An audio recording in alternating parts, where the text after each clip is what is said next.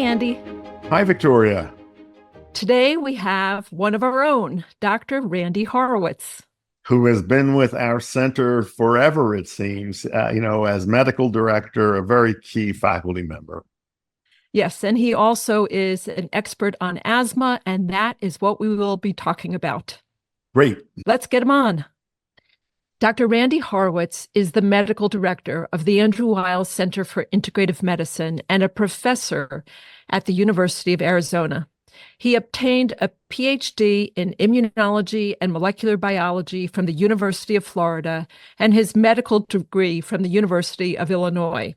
Randy is triple board certified in internal medicine, allergy and clinical immunology, and integrative medicine. He's the editor of the Oxford University Press textbook, Integrative Rheumatology, and the founding chair of the American Board of Integrative Medicine. Welcome, Randy. Thank you. Happy to be here. It's wonderful to have you on the podcast. Yes. I think we should start with basics. What is asthma and what causes it? Wow, there's a podcast right there. So asthma, or as they say in the UK, asthma, goes back a ways. I think Imhotep, in some of the papyri, there are notations of symptoms that are congruent with what we call asthma. So asthma, as everyone knows, is a breathing disorder, causes wheezing. But there's three components to asthma that we analyze. The first is bronchoconstriction.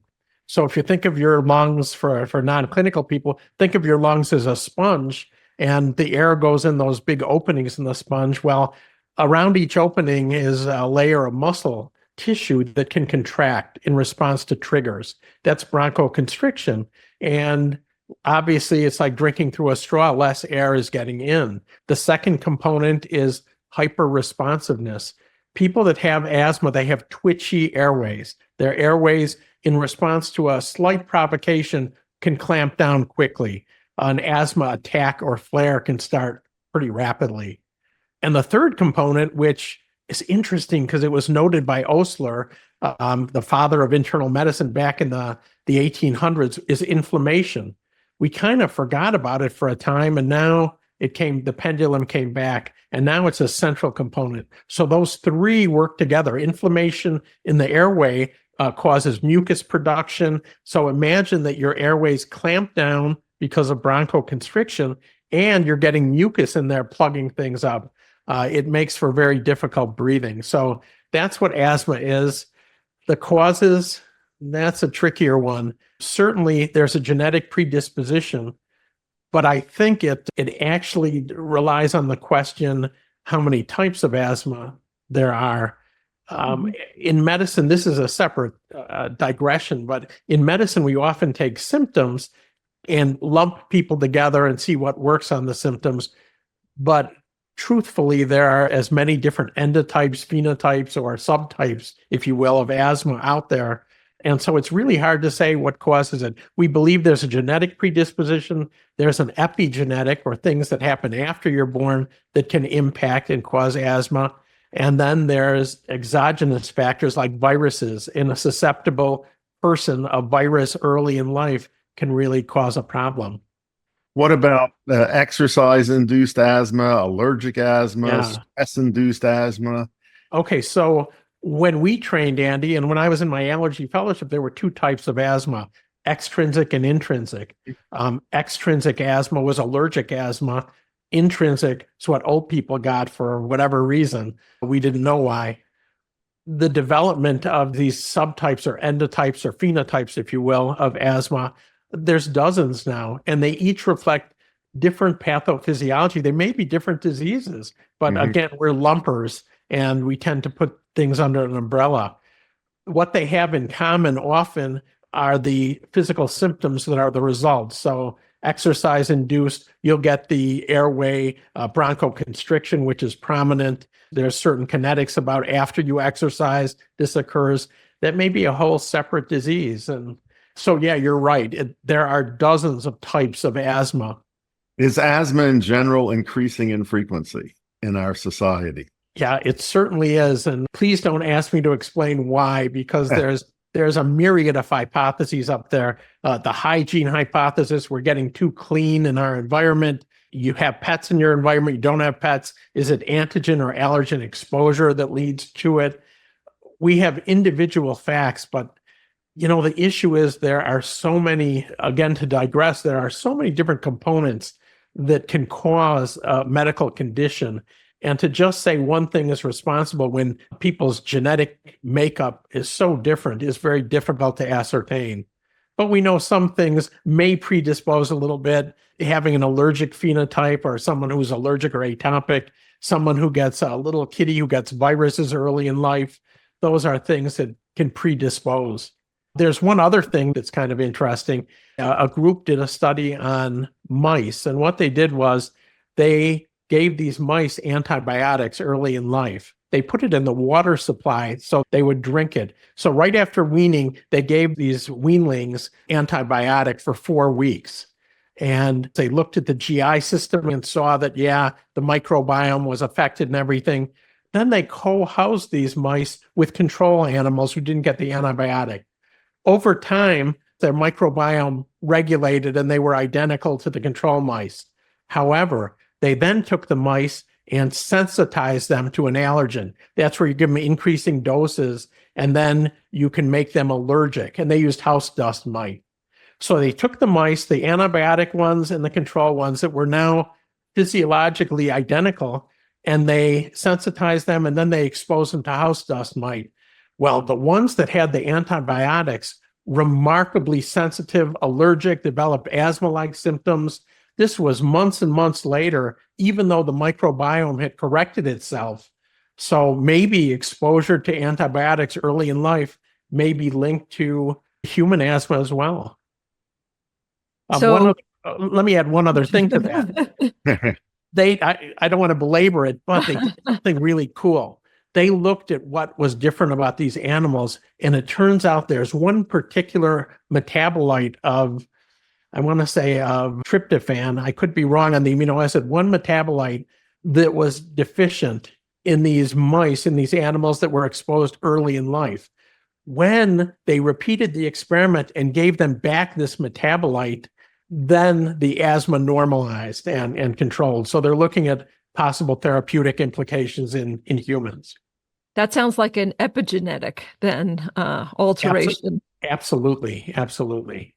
So you mentioned something that is paradoxical, that asthma could be caused by too much or by too little pet at home. Can you explain that?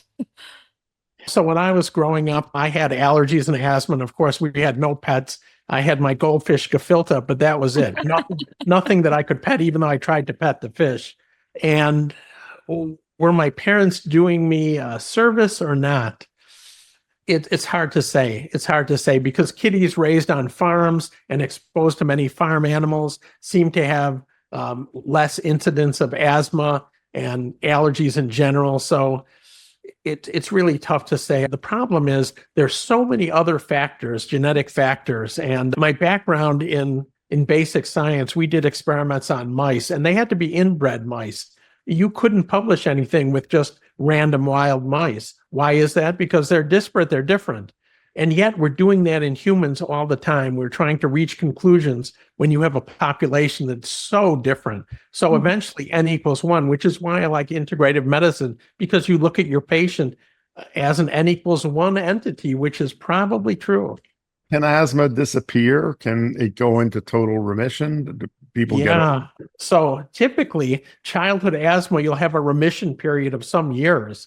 It could be 10 years, could be 20 years. People think they're cured, but then usually allergic asthma comes back with a vengeance later in life. We don't understand exactly why. It's interesting. They're looking at possible mechanisms for how this can occur. Are there certain cytokines that change in adolescence and come back later in life? But it's a typical pattern where asthma will, except in severe cases, asthma will go through a remission period and then it'll return. How good are our treatments?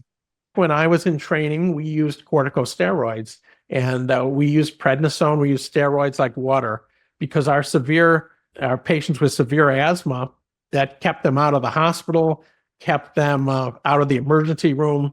And we realized we were doing harm to them, but it was that balance, that fine balance. So the steroids are the atom bomb.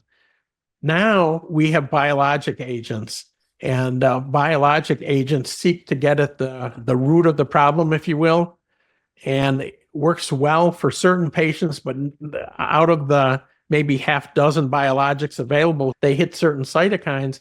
There's no biologic agent that works for everyone. So what we've done is gone from the atom bomb to the sniper in terms of targeting pathophysiology. Those are the agents, the corticosteroids, and basically the biologics that are trying to get at the root of the disease. Our symptomatic therapies, we have bronchodilators, which could be, there's short-acting SABAs, long-acting LABAs that last between 4 hours and 12 hours, depending on the formulation. There's some dangers with using a long-acting beta agonist or a LABA without any corticosteroid or anti-inflammatory with it.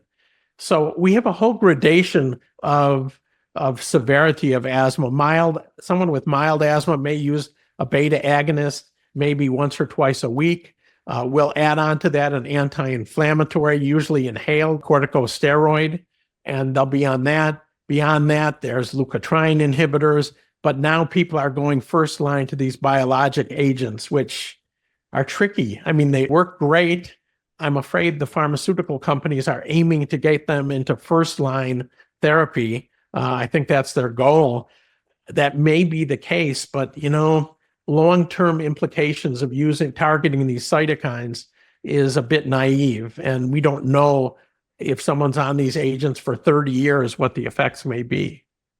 I know you're a big fan of tracking the results of your treatment and your disease with peak flow meters. Can you talk about why you think they're so important and maybe how they're well used?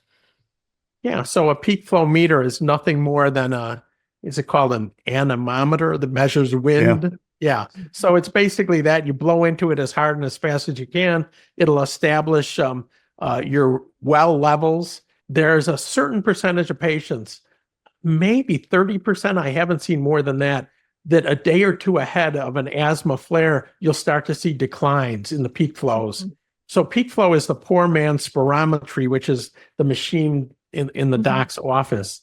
For patients that respond, it's great. They do it once a day at a certain time of the day, and we can give them a treatment protocol. Usually traffic lights are what they use with little kids, red, yellow, and green. Depending on where their peak flow lies, they can intervene and try to stave off a flare.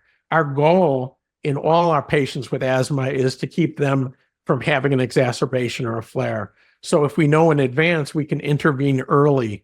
And what that might mean is cranking up the dose of inhaled corticosteroid, putting a patient on an oral corticosteroid, or if you're an integrative practitioner, using the whole slew of modalities that have been shown to be effective. So the peak flow meter, it's good in some people. I like it because it gives the patient a sense of control, which is something you lose in asthma. Have you found dietary modification to be useful in some patients? I often tell people to experiment with cutting out cow's milk in all of its forms, maybe wheat, maybe other forms of protein, see what happens. Yes, it's interesting. The problem I see is I take patients off milk and wheat products, and a whole bunch of them respond well. My problem is trying to find a mechanism to explain it. I've stopped trying to do it. It's a trial that's very simple and benefits a large proportion of people. Milk is supposed to be linked to mucus production. There's some evidence for that, but yeah, food sensitivity as a cause of asthma is often ignored. We view it as, if you have allergies, you'll anaphylax to food. We don't think of asthma in the same terms, and maybe we should, as a chronic condition. So I think dietary interventions are important. I think omega-3s have been shown to help. Most of my patients, I put them on a supplement rather than just increasing dietary omega-3s, and it seems to help quite a bit. There have been studies with omega-3s that were very useful. The magic number is about 50%. About half the patients will respond. But when they do respond, it's usually remarkable. And again, the omega-3s in this case, if you think of the arachidonic acid pathway, which is the inflammatory pathway in the body, it leads to the production of compounds called leukotrienes. It also produces prostaglandins, cyclooxygenase in the other arm, which is involved in maybe rheumatologic conditions. But the leukotrienes, leukotriene, there's B, C, D, E, there's at least 4 of them, and they're the most potent bronchoconstrictors that we know of. If you instill leukotrienes into the trachea and lungs of animals, you'll really get a vicious response. So by circumventing that normal pathway, by adding and goosing up the amount of omega-3s, preventing the formation of leukotrienes, it seems to help. I found that it helps. I don't know whether that's the exact mechanism, but at least when they did studies in animals and actually in people, when you supplement a crappy American diet with just a couple pills of EPA, you change the composition of the cell membrane within 6 weeks, 3 weeks. So I think that's a very plausible explanation for how they work. So omega-3s, vitamin D, another supplement. I know it's not really nutritional, but supplementing vitamin D, there's a fellow named Rand Sutherland, used to be at Mayo. He did experiments and showed that increasing vitamin D levels are associated with fewer asthma exacerbations. If you look at people with poorly controlled asthma, their vitamin D level tends to be lower. If they have a low vitamin D level, their airway hyperresponsiveness or twitchiness tends to be higher. Their FEV1 or their lung function tends to be lower. So again, I found in some patients, and I can't predict which ones, when you pull up their vitamin D level to say 50, you can get dramatic responses. What about some of the other supplements that people take, like quercetin or butterbur? Quercetin and its pharmaceutical brother, Chromaline, are really important. And Chromaline is something we use in integrative medicine a lot. If I can digress for just a sec, Chromaline was developed by a doctor named Roger Altunian. And when he was young, he had terrible asthma. He did as an adult as well. His grandma would give him tea from Ami Visnaga was the name of the plant, or the Kella plant, would give tea, and that would help him greatly. So he promised his grandmother that he would find out and make her tea famous. He went to work for a company called Phison's in Great Britain back in the 60s, and he had a shoestring budget. So he experimented on himself. He was allergic to guinea pigs, so they had a room down the hall with guinea pigs. He would test compounds out of the tea, and then he would go and rub guinea pigs and see they protected him. And actually I think it's in the NIH, they have his pulmonary testing when he found Chromaline. He found a compound that prevented mast cell degranulation, and it prevented allergies and asthma. They had to find a way to get this dry, desiccated powder into lungs. It just so happened that Altunian was an RAF pilot. So he said, I'm going to make something like the propeller on my plane. So he made something called a spinhaler, which was an airplane propeller in a little tube, and then a needle that punctured the capsule of Chromaline. As you inhale through the tube, it spins the propeller, dispersing the powder throughout the lungs. That was the original Chromaline. So anyway, getting back to your point, Chromaline is a great compound. Before we had inhaled corticosteroids or nebulized, we would give it to pregnant women. We would give it to babies, nebulize it. It's a great compound, very, very safe, and it inhibits mast cell degranulation. Quercetin is a similar compound, and Chromaline, by the way, is now only available in the US by nebulized doses, but it works great. Quercetin has the same activity, so quercetin will also inhibit mast cell degranulation. In fact, on a mole per mole basis, it's far more potent, maybe twice as potent as Chromaline. The problem is with any of the bioflavonoids like quercetin, they're great compounds. How do you get them into the body? How do you get good absorption? So often they'll combine them with other compounds, vitamin C, bromelain, something like that. But that's the challenge. So these two compounds work really well at inhibiting allergic asthma in a large proportion of people. So I think those are great. I think when it comes to allergic asthma, if you could stave off the allergic inflammation using either an antihistamine, which we don't favor, or a natural antihistamine, as you mentioned, that's another alternative.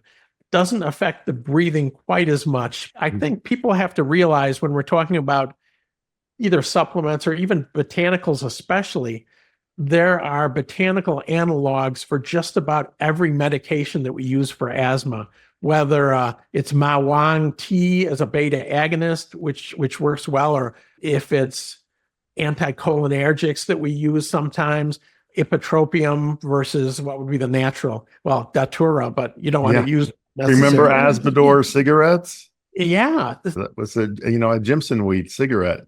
Huh. Yeah. Now the problem is you have high school kids, one a year maybe will overdose on that. And what about methylxanthines, theophylline? First discovered it in Camellia sinensis in tea. So all of these things, they have a basis, a biologically plausible basis for their activity. Any role for mind-body interventions? Huge role. And I love mind-body. And patients, often it's difficult with patients because you have to convince them of the power of the mind-body connection. And there was one of my mentors was Regis McFadden. He was at the Brigham way back when. He did an experiment with suggestion where he advertised and took 40 patients from the Boston area with allergic asthma, and they wrote down what they were allergic to. And his whole experiment used saline. And so patient A would come in and say diesel fumes. So they'd say, okay, this tube has diesel fumes, you're going to nebulize it. And what he saw remarkable, about half the people had severe asthma attacks. The thing that was interesting, they used a beta agonist to rescue them, which was also just saline, and the patients responded well. That article is a classic in suggestion. So we use hypnotherapy quite a bit, meditation, therapy, the regular run-of-the-mill psychotherapy. If we think about National Jewish Hospital, which is the foremost respiratory hospital in the world, perhaps, their first director was a doc named Murray Peshkin. And what he found was this. He was admitting little kids to the wards with asthma. They'd be in the holding area. The parents would be in the waiting room. The kids would start getting better before any treatment was administered. He saw it so many times, he wrote an article, and he said, what we need is the parentectomy, removal of the parents. I don't think the attachment theory people probably like that very much. Okay. It didn't have universal appeal, but there's still a plaque up about that, the parentectomy. Mind body is huge. Journaling, they did a study in JAMA where they had journaling. People with asthma journaled 3 days, 20 minutes a day. That was it. I mean, can you imagine the grant? Just a pad of paper and a pencil. And then at 2, 4, and 16 weeks later, that was all the journaling they did, those 3 sessions. 2, 4, and 16 weeks later, they measured FEV1s, or basically airflow from these individuals. And the improvement was remarkable. And it persisted. Even from those 3 days, they were journaling the most impactful and most emotionally upheaval events in their life. The control group was doing diary entries. They didn't see any change whatsoever in the FEV1. And I actually called the authors because I said, wouldn't that emotional upheaval of writing about stressful events make your asthma worse? And they said, yeah, we thought so too. It wasn't the case. So mind body is huge and it's not used much. My experience is that one of the most distressing symptoms that people can experience is air hunger. They can occur in other respiratory diseases as well, the feeling of not being able to get enough air in. And I think if anything you can teach people to do to help them relax and not be as distressed by that. I use the 4-7-8 breath, but I think there's other techniques that can be helpful also. And breathing exercises were shown to help asthma in general. They didn't assign it to a mind-body practice, instead saying maybe it's a pulmonary effect, but articles have been published showing that breathing exercises are really valuable in folks with asthma. I'd like to hear from you what you think the effect of air pollution and, potentially other environmental toxins Wow. Yeah. There's a famous case in Great Britain, and I don't have it at the top of my head, of a young girl who died, and the cause of death was listed as air pollution. Oh, Someone who wow. had asthma. She had 9 million other people a year. Yeah. What was remarkable here was it was the first time pollution was listed as a cause of death. Mm-hmm. One type of pollution that has become much more common is forest fires. Mm-hmm. Smoke, breathing smoke, I think is one of the most harmful things to the respiratory system. And an awful lot of people in the West are being exposed to the smoke. And it's now not just the trees that are burning, but the products of combustion from people's homes that bear a lot of additional chemicals beyond the wood. Right, right. And there are so many compounds in wildfire smoke that trigger asthma. I mean, it's a huge list. And my patients who often vacation there, and both in Canada and in the Northwest, have to leave, especially in California. Everything blows. And it's ridiculous that we have so many air alerts, even in areas without wildfires. I mean, in Arizona now, we're getting days that are low on air quality. And yeah, it's just scary. But that has to contribute to asthma exacerbations. There's no doubt in my mind. So how well does a HEPA filter in the bedroom or the home or the office work in that situation? It works well. The problem is if you're in a tough area with a lot of wildfire smoke, you'll have to change filter frequently. The only thing HEPA filters don't work well for, a lot of allergens, when people put them in their home for some allergens, cat allergen, for example, is very sticky and floats, and often it will stick to the wall, stick to the floor. So some allergens are really difficult to get out of the air with HEPA. But if you're talking about environmental, if you're talking about pollens, things like that, absolutely. HEPA filter is worth an investment, especially if you can't afford one for the whole house. Put it in your bedroom and seal it off somewhat. So where are we now with the hygiene hypothesis? It was so interesting as, that became more widely known that maybe we're just too clean. Maybe we're not getting exposed to parasites enough. It's wonderful we're preventing all these viral illnesses with vaccines, but maybe there's a consequence in how our immune system develops. What's the thinking currently?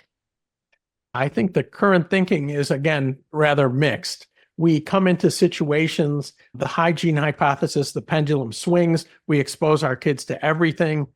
I don't know if they still have chickenpox parties and things like that. They expose kids to everything. And then there's a pandemic. Everything swings the other way. So for years, kids are being isolated again. So I think it's up in the air. I don't think there's consensus at this point, but it's a rich area for study. I wish I could give advice and say, expose your kids to everything at one time, but we just don't know. Randy, I feel like you've given us so much wonderful information. Are there other things you want people who either themselves have asthma or have children or grandchildren with asthma? What else should people know? Well, since we are all involved in integrative medicine, I have to say that there are other modalities, and we're gradually changing conventional thinking. For example, there's a famous doc named Zoomin Lee, who was at Mount Sinai, now is somewhere else. And she came to Mount Sinai, and Hugh Sampson was in charge of allergy there. And he was the president of the Allergy Academy, and he's pretty rigid. And she said, I have formulas that I use in acupuncture when I was young that work for asthma. And he said, okay, you can take a little time and look at it. She found from ancient texts formulations, and she wanted to try them first on animal models. And he said, okay, but you've got to take every one of those and purify it. I want to see the mass spectroscopy on every one of those 13 different components. She went through the arduous work of doing that, it took several years, came up with a compound that she named Ashmi, ASHMI. It had 3 things in it. It had licorice root, it had reishi, and it had saffara. Those were the 3 she pinned down from the 13. She used it on animal models, and it worked as well as corticosteroids, but it did not immune suppress against what they call Th1 or normal infections. So it was a non-immunosuppressive targeted therapy. She tried it in people, and again, it worked in a large proportion of people as well. I don't know the status of it right now. I know that they submitted to perhaps patent it and everything.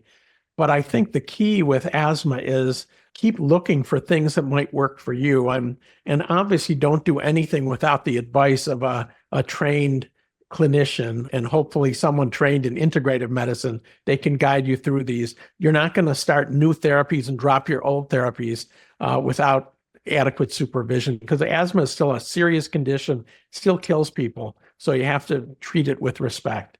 But having said that, you have to have an open mind as well to other modalities. Well, Randy, this has been such a rich conversation, and I just really want our listeners to appreciate your expertise. And you are, of course, a core faculty member at the Andrew Weil Center for Integrative Medicine and have been so for 2 decades. And people who come and study with us get to study with Randy, not just Andy, Randy. Thank you. Thank you. And I did have the beard before I came here. So. Got to grow it longer. I know. It's turning white. It's turning white.